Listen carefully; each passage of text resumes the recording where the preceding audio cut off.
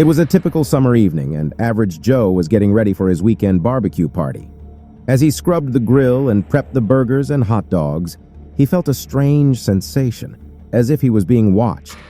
He shrugged it off, chalking it up to the excitement of the upcoming party. As the guests started arriving, Joe began grilling up a storm. The hot dogs sizzled and popped on the grill, filling the air with their delicious aroma. But little did Joe know, something strange was happening right under his nose. Unbeknownst to him, a small family of hot dogs had taken up residence inside the grill. They had made themselves at home between the metal grates, using bits of charred food and grease as makeshift furniture, and they were watching Joe intently, their beady little eyes fixed on his every move. The hot dog family consisted of 4 members, each with their own unique personality and quirks. There was Frank, the patriarch of the family and a bit of a know-it-all. His wife, Betty, was sweet and caring, always looking out for her family. Their son, Oscar, was a troublemaker, always getting into mischief. And lastly, there was little Smokey, the baby of the family, who was just learning to crawl around the grill. As the party wore on, Joe and his guests devoured the hot dogs, completely unaware of the family that had been living inside the grill. But as the last of the hot dogs were consumed, something strange began to happen. Joe started to feel woozy and lightheaded, his vision blurring and his thoughts becoming jumbled. He stumbled around the backyard, grasping for something to hold on to. His guests looked on in concern, unsure of what was happening. Suddenly, Joe collapsed to the ground, completely unconscious. As Joe lay there, unaware of the chaos that was unfolding around him, the hot dog family emerged from their hiding spot. They crawled out of the grill and began to explore the backyard, marveling at the strange new world they had discovered. But they couldn't shake the feeling that something was wrong. The family looked on in horror as Joe's body began to convulse and twist on the ground, his eyes rolling back in his head. They realized that something was seriously wrong with the man who had unwittingly housed them for so long, and that's when it hit them. The hot dogs that Joe had consumed were bad, filled with dangerous toxins that were causing him to hallucinate and become violently ill. The family of hot dogs watched in horror as Joe writhed on the ground, his mind lost in a sea of terrifying visions. As the night wore on, the hot dog family realized that they needed to act fast. They had to find a way to help Joe, to save the man who had given them shelter and unwittingly allowed them to thrive. But as they set out on their mission, they couldn't help but wonder if it was already too late. The next day, Joe woke up feeling a little off. He had a slight headache and his stomach felt uneasy. He shook it off, thinking it was just the after effects of too much beer and barbecue the night before. But as the day wore on, he couldn't shake the feeling that something was wrong. It was as if something was inside him, trying to claw its way out. That evening, Joe decided to grill up some hot dogs for dinner. As he opened the package of hot dogs, he couldn't help but feel a sense of unease. He couldn't explain it, but he felt like the hot dogs were watching him.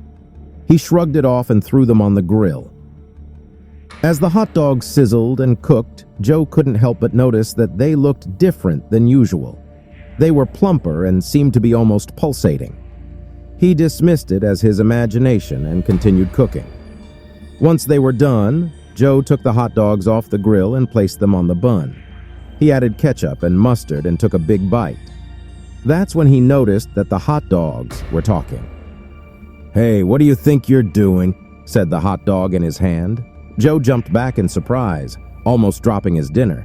He looked down at the hot dog in his hand, which had a face and was now talking to him. "What the hell?" said Joe, feeling a surge of panic rising in his chest. The hot dog continued to talk. "We're the hot dog family, and we live in this grill. How would you like it if someone picked up your house and took a bite out of it?" Joe rubbed his eyes, thinking he was hallucinating, but when he opened them, the hot dogs were still there, talking to him. He pinched himself, thinking it was all just a dream.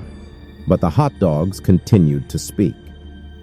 "We're not just any hot dogs, Joe," said the hot dog in his hand. "We're special. We've been here for generations, and we've watched you grill up all sorts of meats. But now it's time for you to show us some respect." Joe couldn't believe what he was hearing. He felt like he was losing his mind. He tried to put the hot dog down, but it wouldn't let go. "Put me down, Joe," said the hot dog. But remember, if you ever disrespect us again, there will be consequences." Joe finally managed to put the hot dog down on the plate. He stumbled back, feeling like he was going to be sick. He didn't know what was happening to him, but he knew he needed to find some answers. He turned to his friends Corbin and Rufus, hoping they could help him make sense of this bizarre situation. The following day, Joe woke up to the sound of his phone ringing. He groggily answered it and was greeted by the voice of Corbin, his best friend.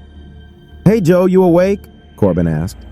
"Yeah, what's up, man?" Joe replied, rubbing the sleep from his eyes. "I was just calling to see if you wanted to come over for a barbecue today. I've got some amazing hot dogs that I picked up from the butcher yesterday." Joe hesitated for a moment, remembering the strange events from the night before. But he quickly brushed it off, telling himself it was just his imagination. "Sure, that sounds great," he said. "What time should I come over?" "Let's say around noon," Corbin replied. "I'll have everything set up by then." Joe hung up the phone and got dressed. He couldn't wait to sink his teeth into a juicy hot dog. As he drove to Corbin's house, he couldn't shake the feeling that he was being watched. It was as if someone or something was following him. But he arrived at Corbin's without incident. As soon as he stepped out of his car, he was hit with the aroma of sizzling meat. Corbin had a full spread set up on his back patio, complete with burgers, hot dogs, and all the fixings. Joe made a beeline for the hot dog tray, eager to try out Corbin's latest find. But as he reached for a bun, something caught his eye. There, nestled between two buns, was a tiny hot dog, no bigger than his thumb. "What the?" Joe muttered to himself. He looked closer and saw that the hot dog was moving. Its little arms and legs were flailing around as if it were trying to escape. Joe rubbed his eyes, thinking he was still dreaming. But when he opened them again, the hot dog was still there, still alive. He looked around, but no one else seemed to notice the strange hot dog.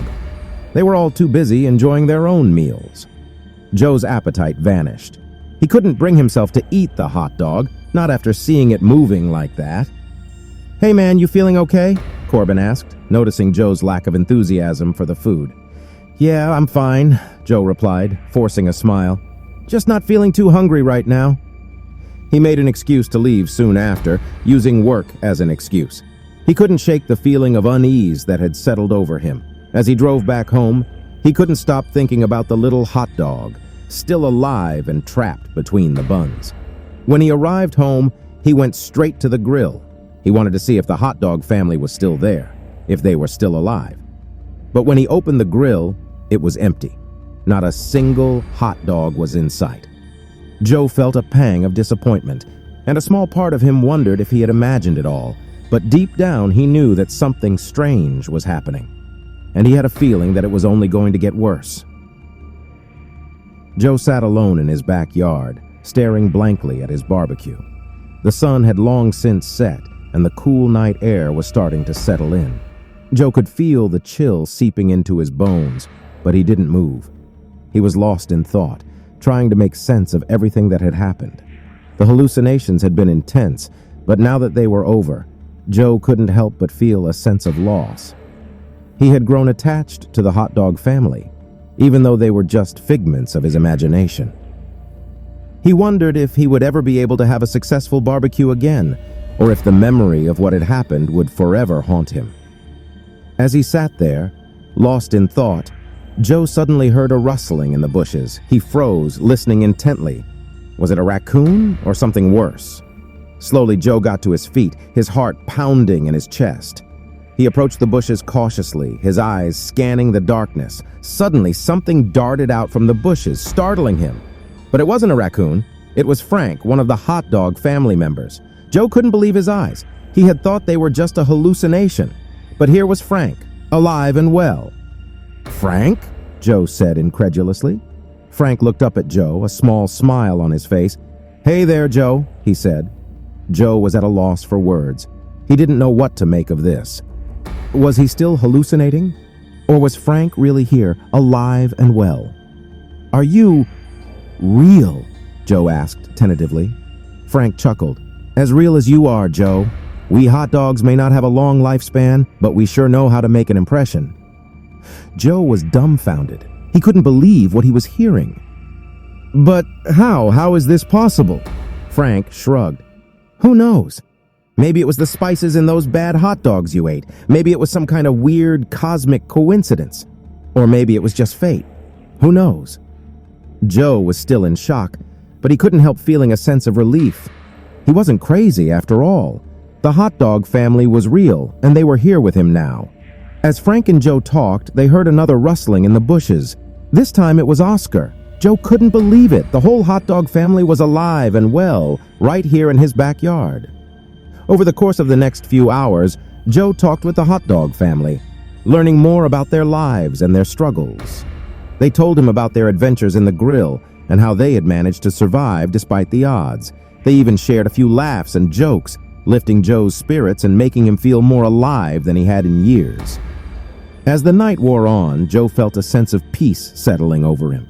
He knew that the hallucinations had been a warning, a sign that he needed to take better care of himself and his health.